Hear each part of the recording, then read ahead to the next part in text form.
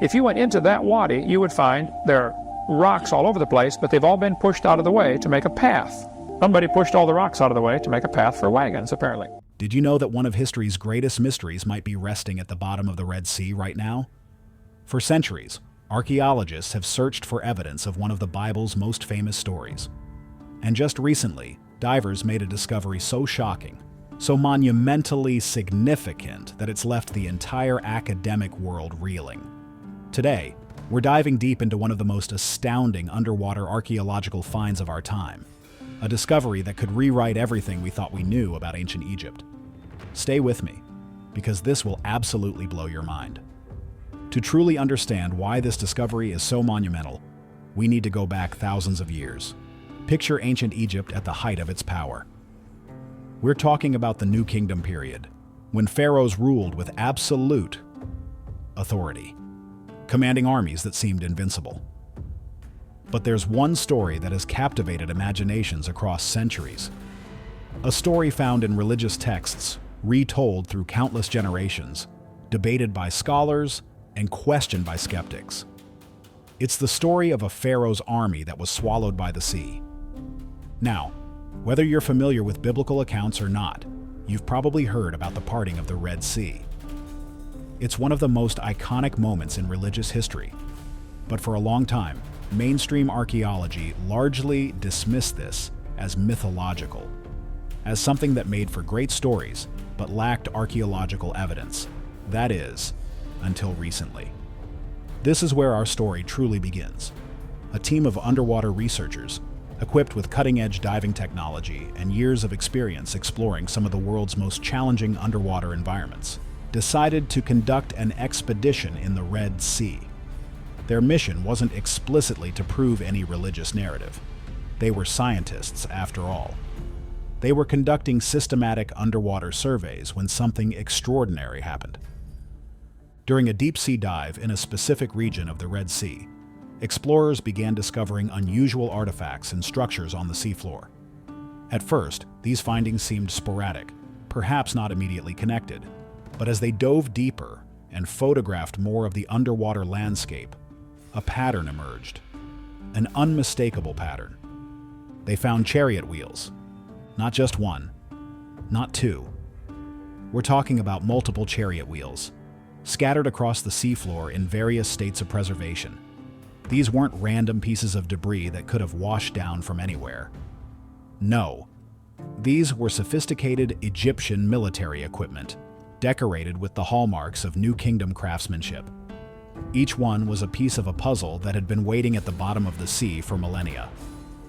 But the chariot wheels were just the beginning. As the exploration continued, divers began uncovering what appeared to be human remains. Skeletal structures, bones, not just a few, but dozens. Some of these remains showed signs of having been in the water for an extraordinarily long time, fossilized and mineralized by the unique chemistry of the Red Sea. The positioning of these skeletal remains suggested something remarkable. They appeared to be arranged in ways consistent with rapid burial by sudden water displacement.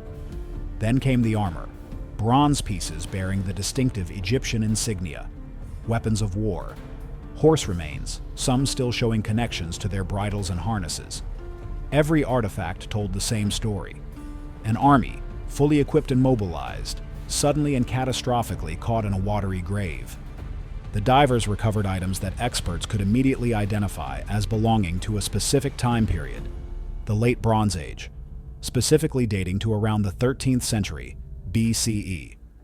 This time frame is crucial because it aligns perfectly with historical records of certain pharaonic reigns and the documented military campaigns of that era. This wasn't a random collection of materials from different time periods. This was a cohesive assemblage of artifacts from a single catastrophic event. Now, here's where things get really interesting. When word of these discoveries reached the academic community, the response was, let's just say, intense. We're talking about Egyptologists who have spent their entire careers maintaining skepticism about this very scenario. Professors who have published papers arguing against such possibilities. Institutions that have built their reputations on scientific empiricism, suddenly faced with physical evidence that challenged their long-held assumptions. One prominent Egyptologist, when shown the preliminary findings, was quoted as being visibly shaken. The photographs of the chariot wheels underwater weren't just artifacts. They were a validation of historical accounts that academia had largely relegated to the realm of mythology. Another research team from a major university expressed surprise, noting that while they had theorized such a discovery could be possible, actually finding it was something else entirely. The media began reporting on the findings, and suddenly, this wasn't just a specialized archaeological discussion. It became a worldwide phenomenon. News outlets around the globe picked up the story.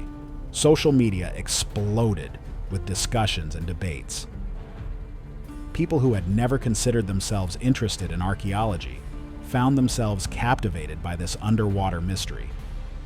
Let's talk about the science of what was discovered. The chariot wheels themselves underwent rigorous analysis. The wood, while waterlogged and degraded, could be dated using radiocarbon dating techniques. The results consistently pointed to the same era, approximately 3,400 years ago. The metal components showed patterns of corrosion consistent with prolonged submersion in salt water, which matched the expected timeline perfectly. The horse bones were analyzed by equine specialists who confirmed these were indeed war horses, larger and more robust than domestic breeds, suggesting these were cavalry animals from a well-equipped military force. The arrangement of the remains, when mapped out by the dive team, showed patterns suggesting that these animals and the human riders had been in close proximity when they were deposited on the seafloor. This wasn't a gradual accumulation of remains. Over time, this was acute burial. Pottery fragments found near the skeletal remains were analyzed for their chemical composition and manufacturing techniques. Every piece aligned with New Kingdom Egyptian pottery production methods. The bronze armor pieces bore hieroglyphic inscriptions that could be read by Egyptologists, providing specific information about military units and commanders. Here's something equally fascinating: the geological evidence. The Red Sea region has a complex underwater topography. There are underwater mountain ranges, deep trenches, and areas prone to unusual currents and conditions. Geologists working with the archaeological team noted that the specific location where these artifacts were found had characteristics that could facilitate exactly the kind of mass burial that the artifacts themselves suggested.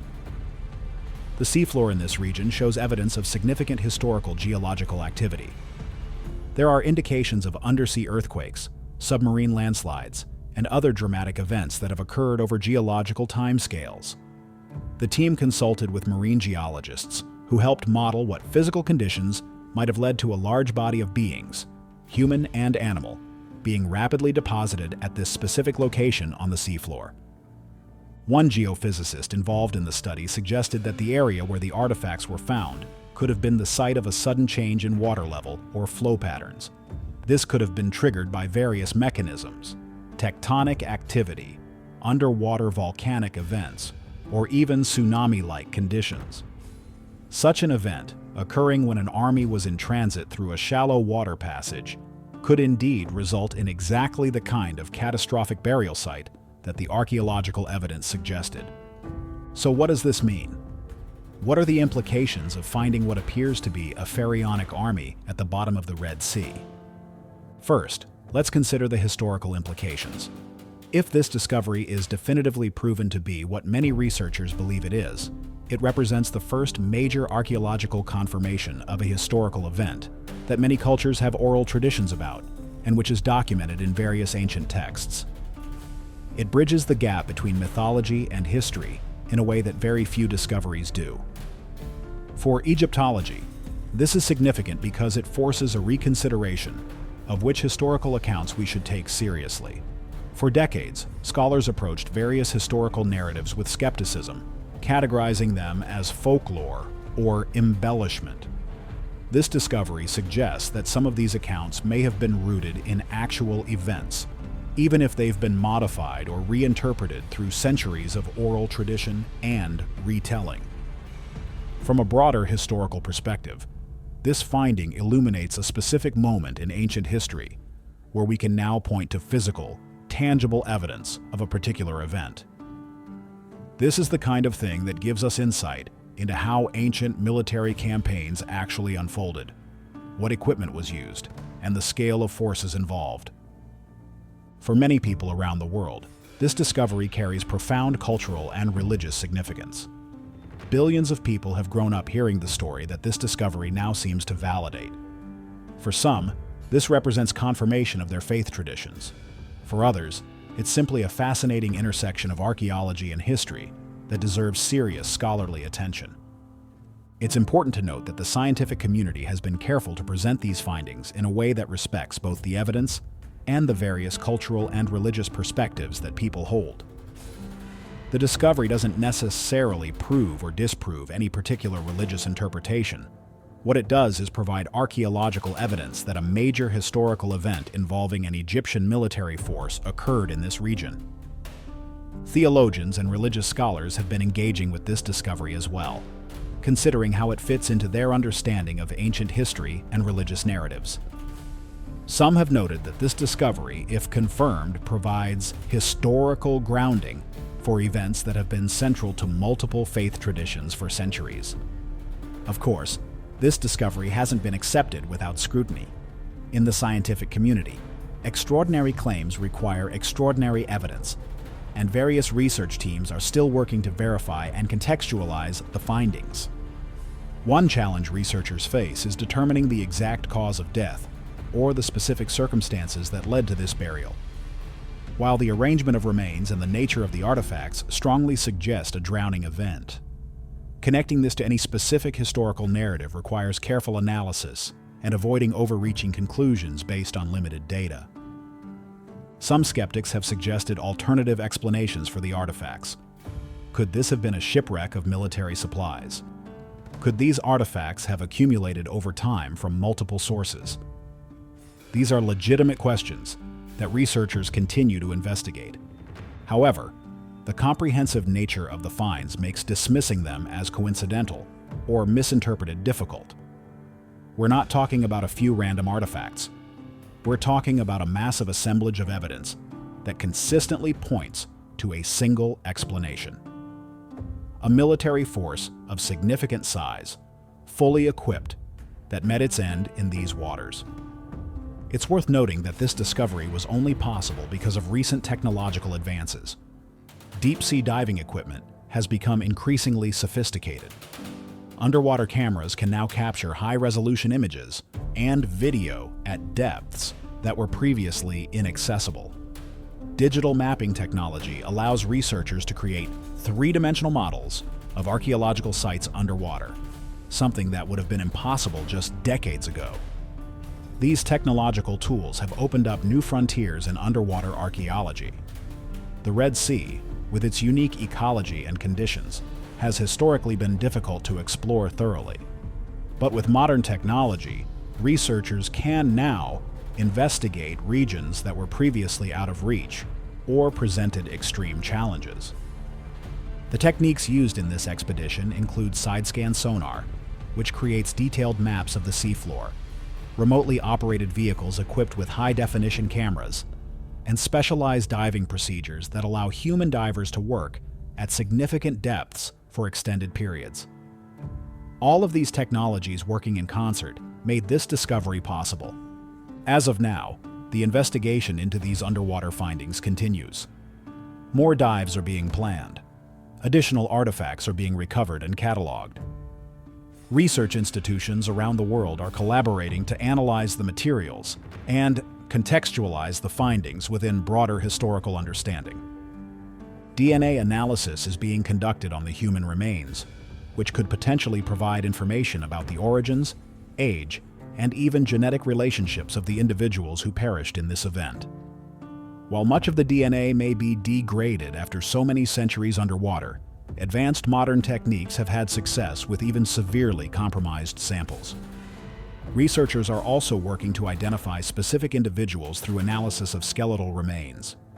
Some remains show distinctive characteristics that might indicate rank or status, such as signs of old injuries that were treated, patterns suggesting specific weapons training, or other markers that archaeologists can interpret. One research team is even attempting to reconstruct what the final moments might have been like, using historical knowledge of ancient Egyptian military practices combined with hydrodynamic modeling to understand how such a catastrophic event might have occurred. To fully appreciate this discovery, we need to understand the historical period in which it occurred. The 13th century BCE was a time of significant change in the ancient world. It's referred to by historians as the Late Bronze Age, and it was characterized by the rise of several major civilizations and ongoing conflicts between them. Egypt during this period was transitioning between dynasties. There were military campaigns in various directions, into Nubia, into Asia. Across the Mediterranean, historical records from temples and monuments document various military operations. Though these accounts are fragmentary and sometimes propagandistic, as ancient records often were. The fact that an Egyptian military force met its end in the Red Sea fits into this historical context. Whether this was due to a planned crossing, a military campaign, or a retreat, the exact circumstances are still being determined, but what seems clear is that this wasn't an isolated incident. It was part of the broader military and political dynamics of the ancient Near East. The combination of human remains, animal remains, and military equipment, all from the same time period and location, creates a kind of archaeological tableau that we rarely encounter.